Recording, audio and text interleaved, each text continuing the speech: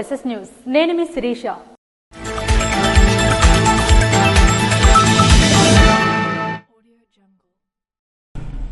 రాష్ట్రంలో పశుసంవర్ధక రంగ అభివృద్ధిని మరింత వేగవంతం చేయాలనే ఉద్దేశంతో పశుసంవర్ధక మార్గదర్శిని ఈ మెగా జైన్ను రాష్ట్ర వ్యవసాయ పాడి పారిశ్రామికాభివృద్ధి శాఖల మంత్రి కింజరాపు అచ్చెన్నాయుడు విజయవాడలోని తన కార్యాలయంలో ప్రారంభించారు. ఈ సందర్భంగా ఆయన మాట్లాడుతూ రాష్ట్రంలో సుమారు 25 లక్షల మంది రైతులు పాడి పశువులు, సన్నజీవాలు, నాటుకోళ్ల పెంపకంతో అనుబంధం కలిగి ఉన్నారని తెలిపారు. 2025-26 సంవత్సరానికి పశుసంవర్ధక శాఖ ద్వారా 1,76,151 కోట్ల స్థూల విలువ వృద్ధి నమోదవడం ఈ రంగ ప్రాధాన్యతను స్పష్టంగా చూపుతుందన్నారు.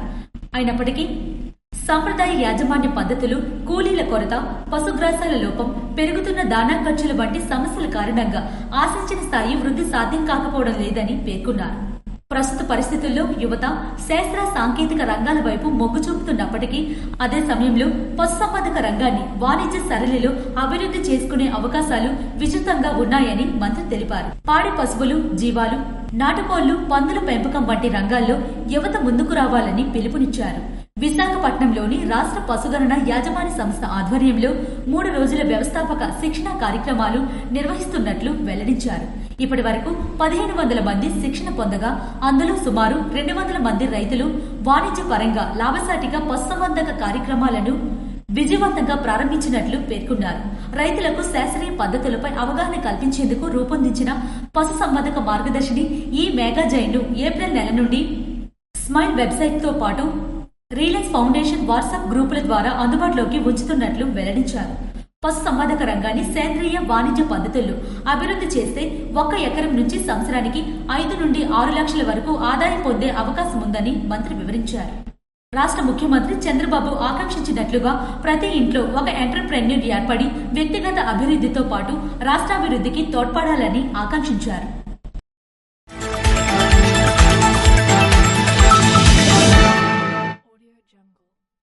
ముఖ్యమంత్రి నారా చంద్రబాబు నాయుడు పర్యటనలు ఎలాంటి లోపాలకు తావలేకుండా పక్కా ప్రణాళికతో ఏర్పాట్లు పూర్తి చేయాలని జిల్లా కలెక్టర్ స్వప్నిల్ దినకర్ అధికారులను ఆదేశించారు.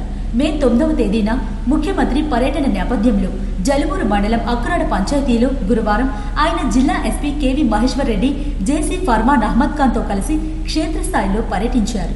ఈ సందర్భంగా హెలీప్యాడ్, సభావేదిక, పార్కింగ్ స్థలాలను క్షుణ్ణంగా పరిశీలించారు. అనంతరం కలెక్టర్ మాట్లాడుతూ పాస్బుక్ల పంపిణీ ప్రక్రియ అత్యంత పారదర్శకంగా జరగాలని, అర్హులైన ప్రతి ఒక్కరికి లబ్ధి చేకూరాలని స్పష్టం చేశారు.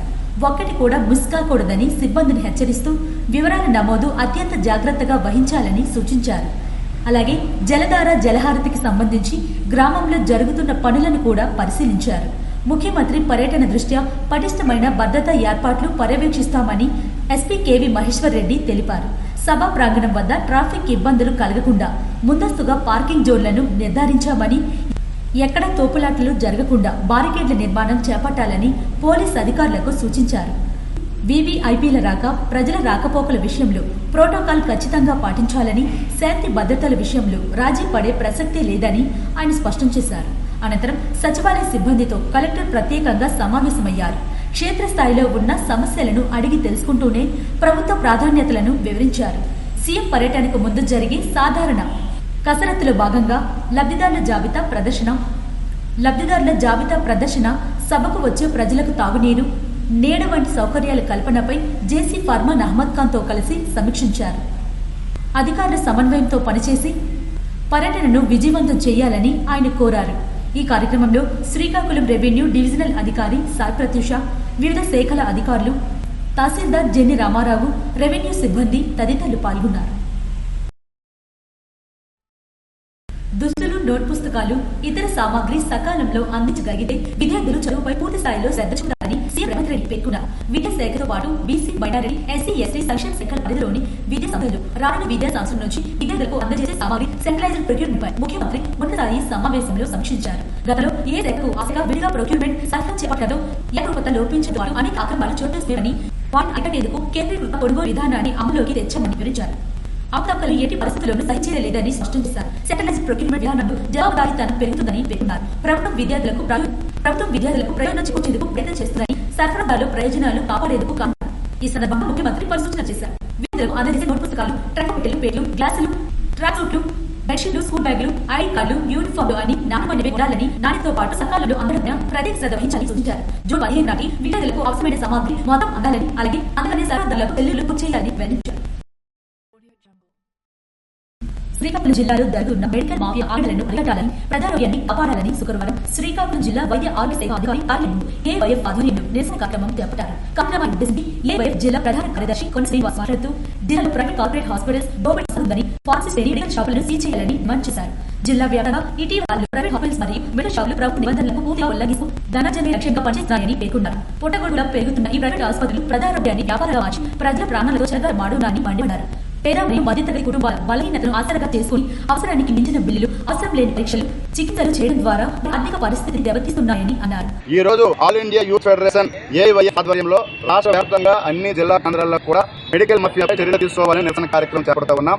ప్రధానంగా శ్రీకాకుళం జిల్లా మెడికల్ హబ్ గా మెడికల్ మాఫియాగా మారిపోయి కార్పొరేట్ ప్రైవేట్ హాస్పిటల్ వేలాదిగా వందలాదిగా పెట్టుకొచ్చాయి. సరైన విద్య వైద్యం అందిస్తామన్న అధికారులు ఆ మాట పూర్తిగా మర్చిపోయిన పరిస్థితి ఉంది. ఈ రోజు సామాన్య ప్రజలు, మధ్యతరగతి ప్రజలు, బడుగు బలహీన వర్గాల ప్రజలు వైద్యం చేసుకోవడానికి హాస్పిటల్కి వెళ్ళినట్లయితే ఓపీ ఫీజు నుంచి 500-1000 రూపాయల నుంచి వారి యొక్క దందా ప్రారంభిస్తూ ఉన్నారు. అంతేకాకుండా బ్లడ్ టెస్ట్ చేయాలని, స్కానింగ్ చేయాలని, మిమ్మల్ని 3-4 రోజులు స్పెషల్ రూమ్లు ఉంటారని ఇలాగ అనేక రకాలుగా మెడికల్ మాఫియా కొనసాగుతూ ఉంది. పేద ప్రజల దగ్గర రక్తాన్ని జలగల్లా పిలుతున్న పరిస్థితి ఈ రోజు శ్రీకాకుళం జిల్లాలో ప్రధానంగా కనబడతా ఉంది. మెడికల్ షాపులు చూసినట్లయితే డాక్టర్ ప్రిస్క్రిప్షన్ లేకుండా మందులు బయట ఇవ్వడానికి వీలు లేదు. అలాంటి సందర్భాల్లో అనేకమైన మందులు, అభ్యాసం చేసుకునే మందులు, అన్ని మందులు కూడా పుష్కంగా దొరుకుతూ ఉన్నాయి. వీటిపై చర్యలు తీసుకోవాలని, వీటిపై నియంత్రించిన ప్రభుత్వ ఆరోగ్య శాఖ అధికారులు, అదేవిధంగా డ్రగ్ కార్యాలయం వ్యవస్థ ముద్దునెరలో ఉన్నారు. వెంటనే ముద్దు నిద్ర వీడి వెంటనే ఏ హాస్పిటల్ అయితే దందాలు కొనసాగుతూ ఉన్నాయో మెడికల్ కౌన్సిల్ ఆఫ్ ఇండియా ప్రకారం ఎక్కడైతే ధరపై ఖర్చు వాటిపైన చర్యలు తీసుకోవాలని, లేని పక్షంలో ఆ హాస్పిటల్ వద్ద ధర్మ కార్యక్రమం చేయడానికి కూడా ఏఐవైఎఫ్ శ్రీకారం చుట్టదని సందర్భంగా తెలియజేస్తా ఉన్నాం.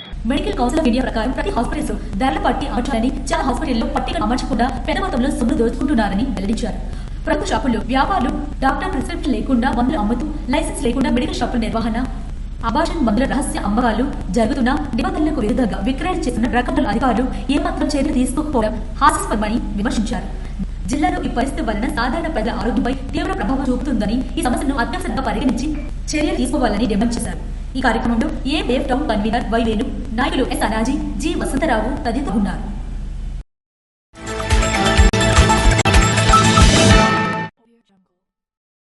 క్రీడా నైపుణ్యాన్ని వెలికితీసే విధంగా సిఐటి ఆధ్వర్యంలో మేడే సందర్భంగా ఆటల పోటీలు నిర్వహించడాన్ని శ్రీకాకుళం నగరపాలక సంస్థ commissioner Hanumanthu Kurma Rao municipal union నాయకులు అభినందించారు. మేడే సందర్భంగా AP municipal workers and employees federation Srikakulam నగర కమిటీ ఆధ్వర్యంలో శ్రీకాకుళం ఆర్ట్స్ కాలేజ్ గ్రౌండ్ లో క్రికెట్ టోర్నమెంట్ ను శ్రీకాకుళం నగరపాలక సంస్థ కమిషనర్ హనుమంతు కూర్మారావు బౌలింగ్ చేసి ప్రారంభించారు. ఈ సందర్భంగా సిఐటియు రాష్ట్ర కార్యదర్శి పి తేజేశ్వరరావు మాట్లాడుతూ కార్మిక వర్గ దిన మేడే సందర్భంగా మున్సిపల్ కార్మికుల్లో ఉన్న క్రీడాకారుల నైపుణ్యాన్ని అభివృద్ధి చేయడానికి యూనియన్ నాయకులు క్రికెట్ టోర్నమెంట్ నిర్వహించడం అభినందనీయమని కొనియాడారు. కార్మిక వర్గం అనేక పోరాటాలు నిర్వహించి ప్రాణ త్యాగాలతో సాధించుకున్న 8 గంటల పనిదినంతో సహా కార్మిక చట్టాన్ని కేంద్ర బీజేపీ ప్రభుత్వం కార్పొరేట్లకు అనుకూలంగా లేబర్ కోడ్ పేరుతో కార్మిక వర్గంపై దాడి చేస్తున్న నేపథ్యంలో క్రీడా స్ఫూర్తితో కార్మికులంతా ఐక్యంగా ఉండాల్సిన అవసరం ఏర్పడిందని పేర్కొన్నారు. మేడే అమరవీరుల స్ఫూర్తితో లేబర్ కోడ్స్ వ్యతిరేకంగా ఐక్యంగా పోరాడాలని, కార్మిక హక్కులను కాపాడుకోవాలని పిలిపించారు. ఈ కార్యక్రమంలో శానిటరీ సూపర్వైజర్స్ ఎన్ శరత్ కుమార్, కుంచా సబ్బు, AP municipal workers and employees federation Srikakulam నగర కమిటీ నాయకులు ఎం రాఘవ తదితరులు పాల్గొన్నారు.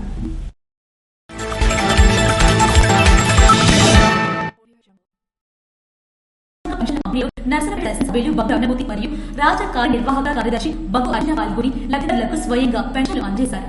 నుంచి వర్షం కురుస్తున్నప్పటికీ ఇంటికి వెళ్లి పెన్షన్లు అందజేశారు. ఈ సందర్భంగా శాసనసభ్యులు మాట్లాడుతూ రాష్ట్ర ప్రభుత్వం ప్రజల సంక్షేమాన్ని అత్యంత ప్రాధాన్యతగా తీసుకుని పనిచేస్తుందని పేర్కొన్నారు. ప్రతి నెల ఎలాంటి ఆశ లేకుండా పెన్షన్లు అందజేయడం ద్వారా పేదల జీవన ప్రమాణాలను మెరుగుపరచడం ప్రభుత్వం ముఖ్య ఉద్దేశమని వెల్లడించారు. గ్రామాల్లోని లబ్ధిదారులకు సేవలు అందేలా పటిష్టమైన వ్యవస్థను అమలు చేస్తున్నామని, దీనివల్ల వృద్ధులు, దివ్యాంగులకు ఎంతో ఊరట కలుగుతుందన్నారు. వర్షం వంటి ప్రతికూల పరిస్థితులు ఉన్నప్పటికీ సేవలు ఆగకపోవడం ప్రభుత్వ నిబంధనలను స్పష్టంగా చూపుతుందని ఆయన పేర్కొన్నారు. ప్రజల ఇబ్బందులను గుర్తించి వెంటనే స్పందించి ప్రభుత్వం పనిచేస్తుందని, సంక్షేమ పథకాల అమలులో ఎలాంటి లోపాలు లేకుండా కఠినమైన చర్యలు తీసుకున్నామని వివరించారు. అదేవిధంగా పేదల అభివృద్ధి ప్రభుత్వ ధ్యేయమని, ప్రతి అర్హుడికి న్యాయం జరిగేలా నిరంతరం కొనసాగుతుందని ఆయన స్పష్టం చేశారు. భవిష్యత్తులో మరిన్ని సంక్షేమ కార్యక్రమాలు తీసుకొచ్చి ప్రజల జీవితాలు మార్పు తీసుకురావాలని కుటుంబ ప్రభుత్వ సంకల్పంతో ముందుకు సాగుతుందన్నారు. ఈ కార్యక్రమంలో పాల్గొన్న స్థానికులు ప్రభుత్వంపై సంతోషం వ్యక్తం చేస్తూ వర్షాన్ని కూడా లెక్కకుండా తమ వద్దకి వచ్చి పెన్షన్ అందజేయడం కృతజ్ఞతలు తెలియజేశారు.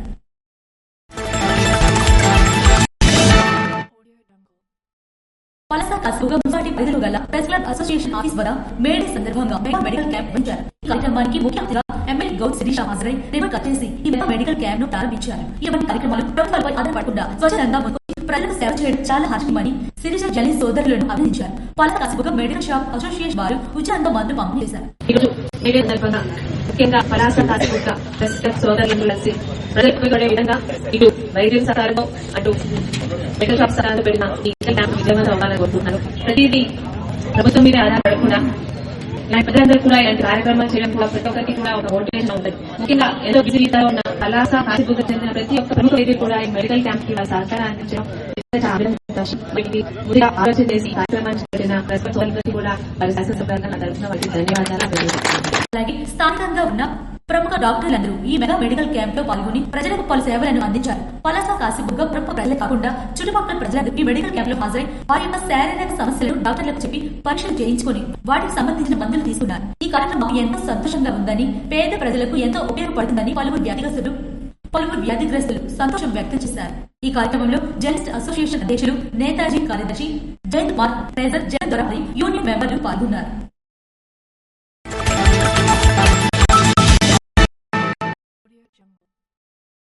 నర్సన్నపేట పట్టణంలోని ఆదివారపేట వీధులు శ్రీ శ్రీ శ్రీ సంతోష్ భవన కార్మిక సంఘ ఆధ్వర్యంలో ప్రపంచ కార్మిక దినోత్సవ వేడుకలు ఘనంగా నిర్వహించారు. ఈ కార్యక్రమానికి ముఖ్య అతిథులుగా నర్సన్నపేట శాసనసభ్యులు బగ్గు రామమూర్తి, రాష్ట్ర తెలుగుదేశం పార్టీ కార్యనిర్వాహక కార్యదర్శి బగ్గు అర్చన ముఖ్య అతిథిగా హాజరై జాతిపిత మహాత్మా గాంధీ విగ్రహాన్ని ఆవిష్కరించి అనంతరం కూటమి నాయకులు, కార్యకర్తలు మరియు కార్మిక సంఘ జెండాను ఎగరవేశారు. అనంతరం నిర్వహించిన సభలో ఎమ్మెల్యే మాట్లాడుతూ దేశ నిర్మాణంలో కార్మికుల పాత్ర అపారమని, ప్రతి రంగంలో వారి శ్రమ పురోగతికి పునాది అని పేర్కొన్నారు. కార్మికుల సంక్షేమం కోసం ప్రభుత్వం పలు సంక్షేమ పథకాలు అమలు చేస్తుందని, వాటిని సద్వినియోగం చేసుకోవాలని సూచించారు. అలాగే కార్మికుల హక్కులను పరీక్షించడంలో ప్రతి ఒక్కరూ బాధ్యతతో వ్యవహరించాలని పేర్కొన్నారు. ఈ కార్యక్రమంలో రాష్ట్ర కళింగ కార్పొరేషన్ చైర్మన్ రోనంకి కృష్ణనాయుడు, రాష్ట్ర పొందర కురుకులాల కార్పొరేషన్ చైర్మన్ దామోదర నరసింహులు, రాష్ట్ర కళింగ వైశ్య కార్పొరేషన్ డైరెక్టర్ జామి వెంకట్రావు మరియు కూటమి నాయకులు, కార్యకర్తలు తదితరులు పాల్గొన్నారు.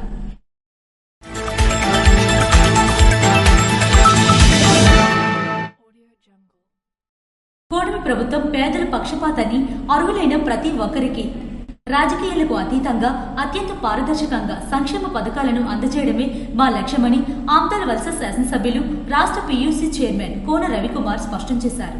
పొందూరు మండలం బురుడి కంచరం గ్రామంలో శుక్రవారం జరిగిన ఎన్టీఆర్ భరోసా ఇంటింటికి పెన్షన్ల పంపిణీ కార్యక్రమంలో ఆయన ముఖ్య అతిథిగా హాజరయ్యారు. లబ్ధిదారుల గడప వద్దకే వెళ్లి స్వయంగా పింఛన్ నగదును అందజేసిన ఎమ్మెల్యే ఈ సందర్భంగా మాట్లాడుతూ వృద్ధులు, వికలాంగులు, ఒంటరి మహిళలు ఇలా ఏ ఒక్కరూ నిరాశ చెందాల్సిన అవసరం లేదని, ప్రజా సంక్షేమం కోసం ప్రభుత్వం ఎల్లవేళలా అండగా ఉంటుందని భరోసా ఇచ్చారు. ముఖ్యమంత్రి నారా చంద్రబాబు నాయుడు నేతృత్వంలోని కూటమి ప్రభుత్వం అధికారంలోకి వచ్చిన వెంటనే ఇచ్చిన మాట ప్రకారం పింఛన్లను భారీగా పెంచిందని ఎమ్మెల్యే గుర్తు చేశారు. ప్రస్తుతం వృద్ధులకు 4,000, దివ్యాంగులకు 6,000, పూర్తిస్థాయి వైకల్యం ఉన్నవారికి 15,000 చొప్పున అందజేస్తూ పేదల జీవితాల్లో వెలుగును నింపుతున్నామని ఆయన వివరించారు. తమ ఇంటి వద్దకే వచ్చి గౌరవప్రదంగా పింఛన్లు అందజేయడం పట్ల లబ్ధిదారులు హర్షం వ్యక్తం చేస్తూ ప్రభుత్వానికి కృతజ్ఞతలు తెలియజేశారు. ఈ కార్యక్రమంలో నాయకులు వి మురళి, స్థానిక ప్రజాప్రతినిధులు, కూటమి నాయకులు, గ్రామస్తులు పెద్ద సంఖ్యలో పాల్గొన్నారు.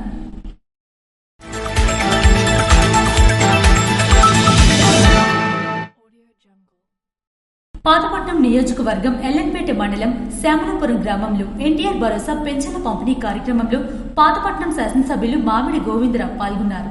ఈ సందర్భంగా ఆయన మాట్లాడుతూ గత ప్రభుత్వం ప్రజలకు చేసిన మోసాలను వివరించారు. అలాగే రానున్న రోజుల్లో అర్హులైన ప్రతి ఒక్కరికి ప్రభుత్వ సంక్షేమ అభివృద్ధి కార్యక్రమాలు ఇంటి వద్దకే చేరుతాయని, పింఛన్ పెంచి 1వ తారీఖు సెలవు దినాలు అయితే ముందు రోజే పంపిణీ చేసిన ఘనత దేశ చరిత్రలోనే ఒక చంద్రబాబు నాయుడికి చెందుతుందని ఎమ్మెల్యే కొనియాడారు. కార్యక్రమంలో మండల అధికారులు, ఎన్డీఏ కూటమి నాయకులు, కార్యకర్తలు, అభిమానులు పెద్ద సంఖ్యలో పాల్గొన్నారు.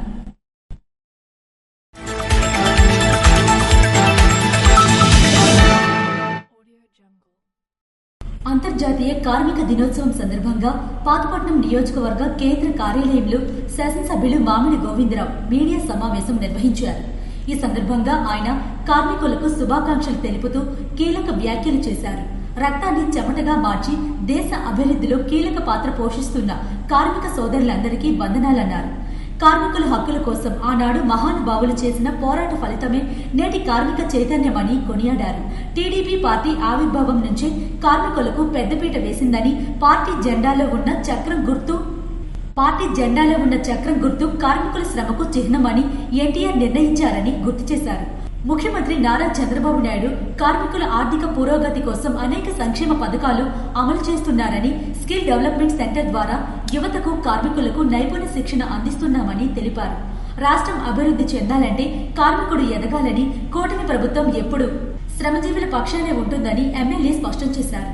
ఈ సమావేశంలో నాయకులు, కార్మికులు, మీడియా ప్రతినిధులు పాల్గొన్నారు.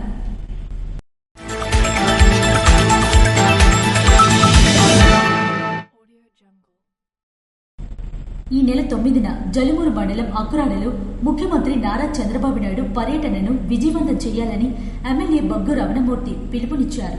అక్కురాడ గ్రామ సచివాలయంలో అన్ని శాఖల అధికారులతో సమీక్షా సమావేశం నిర్వహించారు.